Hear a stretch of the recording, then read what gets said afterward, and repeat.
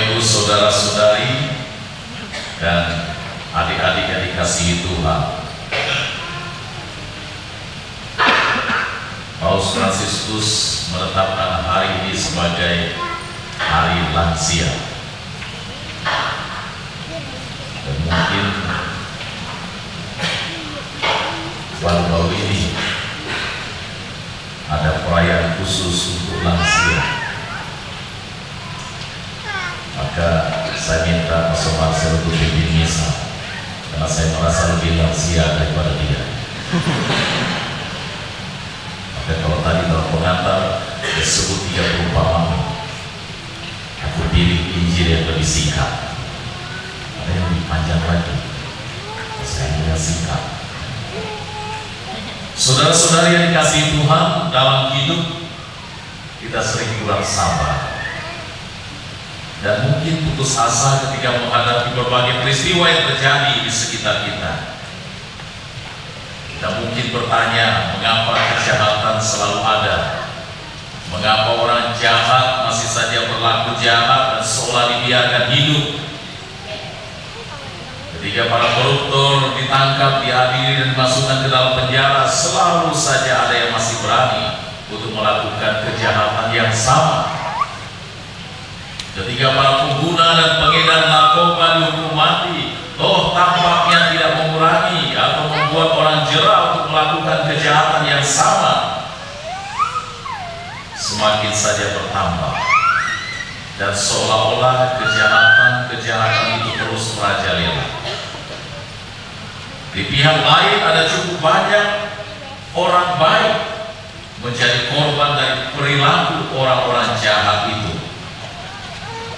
Kita semakin tidak mengerti dan boleh jadi menjadi putus asa dan seolah bertanya, mengapa Tuhan masih terus membiarkan orang jahat itu hidup, dan bahkan banyak yang tampaknya senang menikmati hasil dari kejahatan.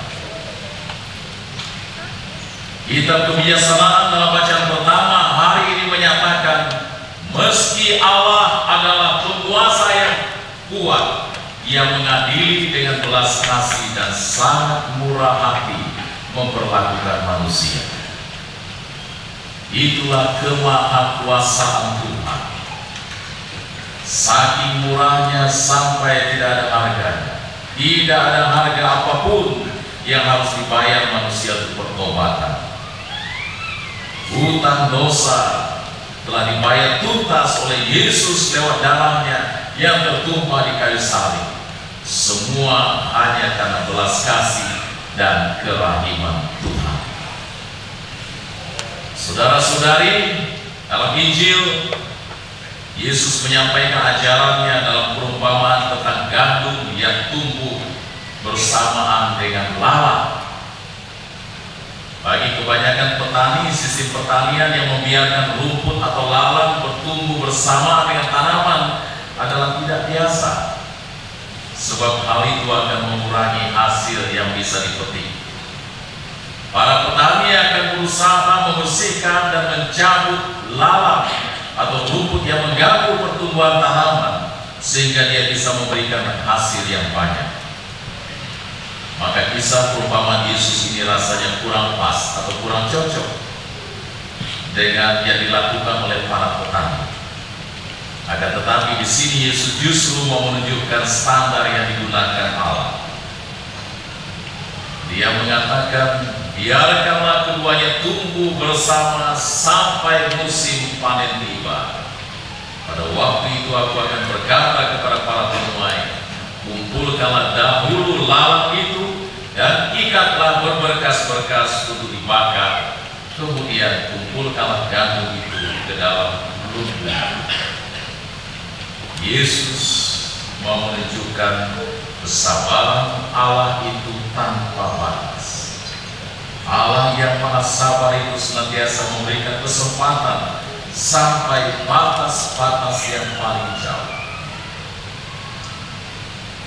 Saudara-saudari yang dikasihi Tuhan, seperti saya katakan tadi, Paus Fransiskus secara khusus menetapkan hari itu sebagai Hari Lansia.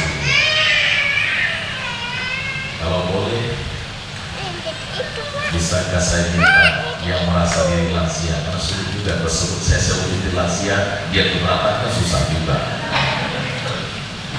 Kan? Nah, jadi yang dengan senang hati merasa diri lansia boleh saya minta berdiri. Kalau tidak ada ya saya sendiri berdiri di sini. Oke, yang bangga merasa lansia. Oh, wakil juga berdiri. Oh, baik. Masih berdiri, Bu. Tenang saja. Ya. Nah, Bapak Ibu kita sekelas, karena saya juga berdiri. Oke. Ya. Kita beri tepuk tangan dulu.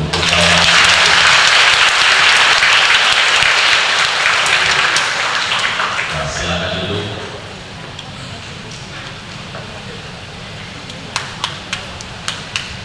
Baik, kalau begitu saya minta Pak Harizua dan Ibu maju ke sini.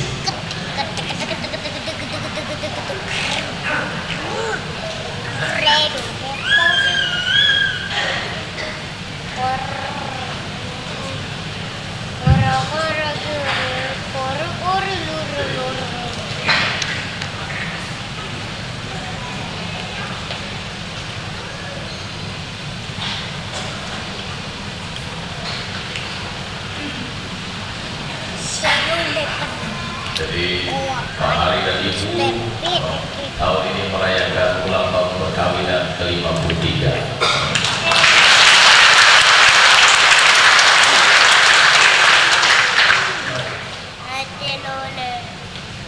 Ya Pak, Bapak bahagia sebagai lansia.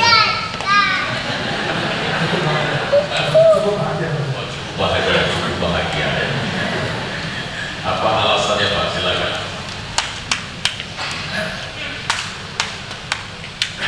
Alasannya adalah kita memiliki keluarga yang sempurna, tidak baik, bisa dari keluarga anak cucu, kita pasti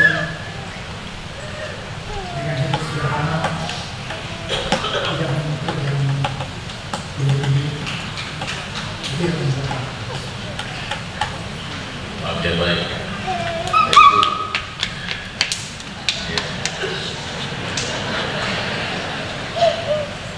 Jadi setelah menginjak usia yang tinggi bersama dengan anak-anak, lalu kemudian cucu-cucu pastinya bersama dengan mereka, apa yang biasanya menjadi tantangan bagi ibu menjadi, ya mungkin kadang-kadang ada juga tidak sabar dan sebagainya, gimana?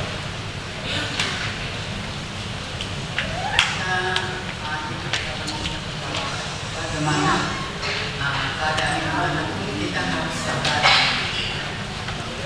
Apalagi anak itu masih muda, pikirannya lain. Orang tua pun harus sabar juga. Baik, jadi sekarang Ibu merasa bahagia dengan usia seperti ini? Bahagia. Bahagia. Iya. Lalu apa pesan Ibu untuk anak-anak dan juga anak-anak muda di sini?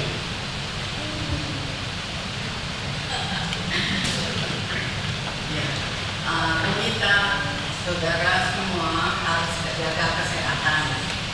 Yang penting kita sehat. Sama siapapun di dalam keluarga, kalau sehat nggak mau repot. Kalau anak itu sehat di dalam keluarga itu ya. Baik, Bapak pesan untuk anak-anak muda? Pesan saya adalah umur tidak bisa ditawar-tawar. Suka dan duka umur terus bertambah.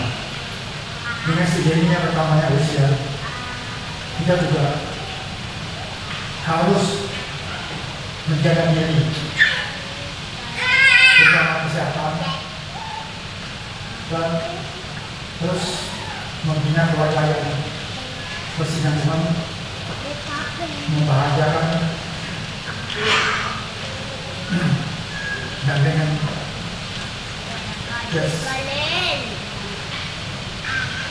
semuanya itu dari teman-teman juga kita harus komunikasi dengan baik. Baik ya, terima kasih. Silakan kembali ke tempat duduk.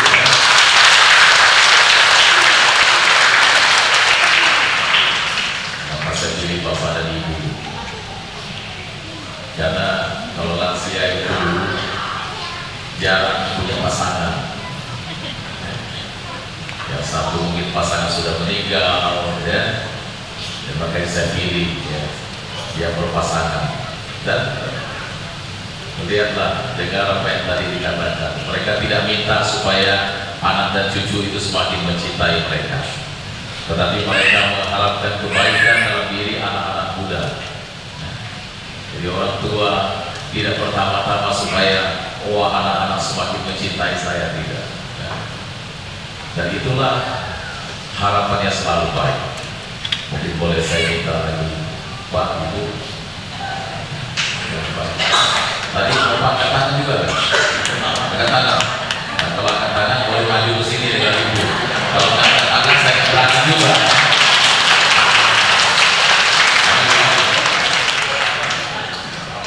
Ya. Nah, dengan Ibu, mari Ibu. Maju sini. Iya.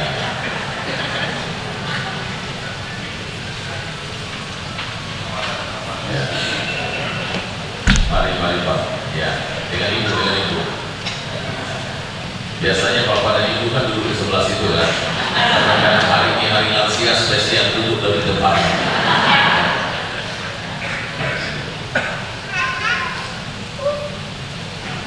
Oke. Baik Pak. Usia perkawinan sudah berapa tahun Pak?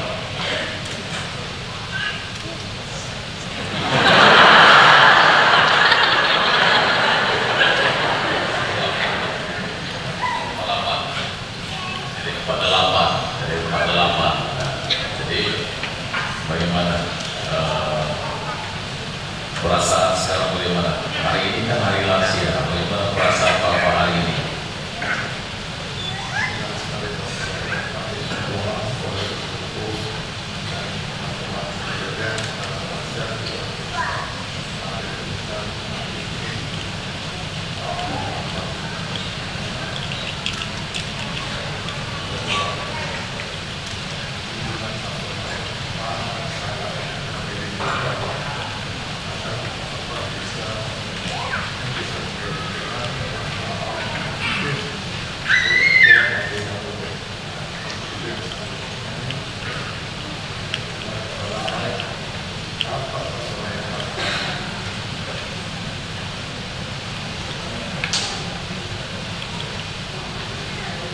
Ibu dan Ibu merasa bahagia.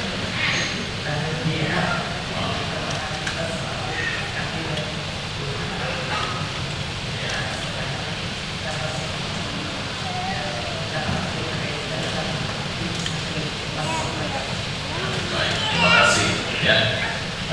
Apa pesan untuk anak-anak muda yang ada di sini? Karena mereka juga kita nggak bisa kabur dari lansia. Nah, kalau tidak meninggal sebelum waktunya pasti akan lansia juga. Ya. Jadi, bagaimana? Apa pesannya?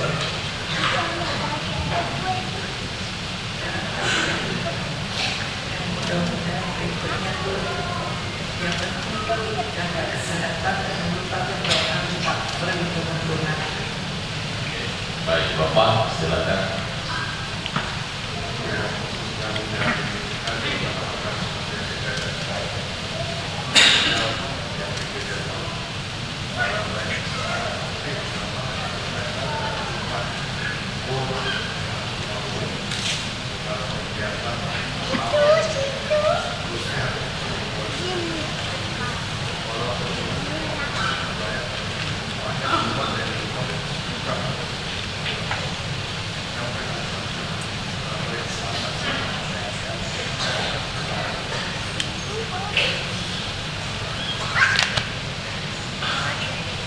Baik, terima kasih Pak. Silakan kembali ke tempat duduk, Bu. Ya.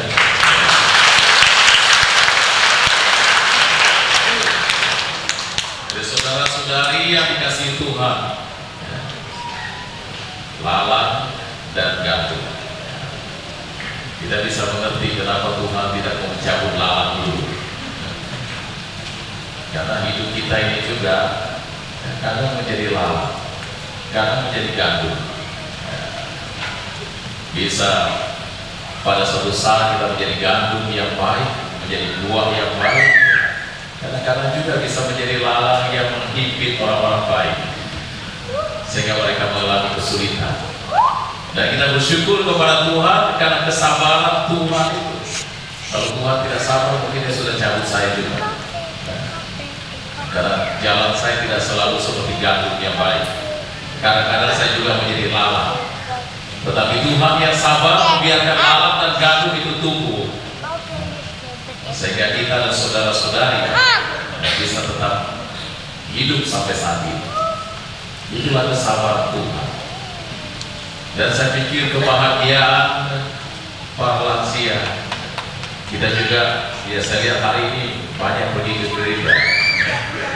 Tentu inilah tanda kasih kita kepada para lansia.